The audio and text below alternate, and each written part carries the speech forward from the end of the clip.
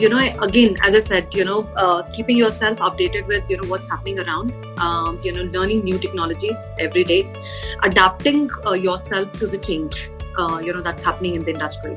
That's also very important because, as we say, change is the only constant.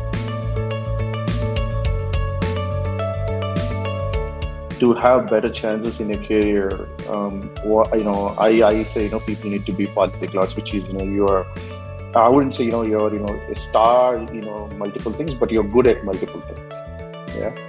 And I actually think women are naturally suited because they can multitask in general. That's my experience in terms of polyglot engineers. So that's just put aside, that's an advantage I think women have. To me, I think there's something I think the organization has to do, I think, also to help develop that polyglot culture in Indian people. I think the biggest thing for me is, from an organization, how are we reducing what I call toil, which is mundane manual things that just suck time, right? Those are not letting you be creative, right? And these are also things that usually create, in my view, rigidity in the system.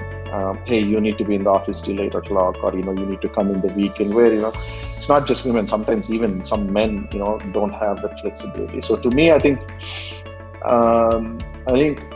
more than people, I think in the organization, how you're thinking about how your teams work, and what are all the things that are so mundane that are automated. So it gives a lot more flexibility for people, and also gives a lot of flexibility for people to try new things. So I think it's more more, in my view, it's an organization's charter to enable that.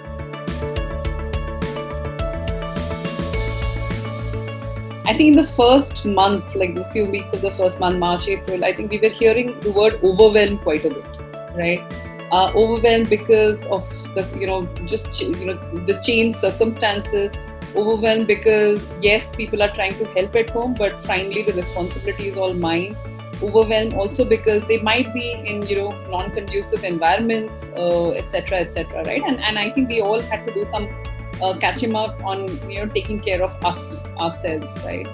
I think that word has towards the next month, I think, became fatigue, right? I think people were talking a lot more about how they felt fatigued, like either you've dealt it well or you're not doing so well, but then that is what it is.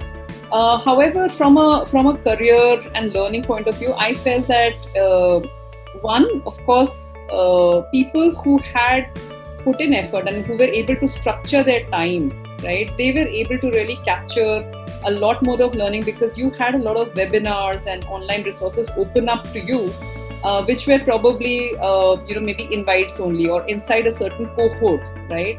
And I think that is something very integral to learning mindset.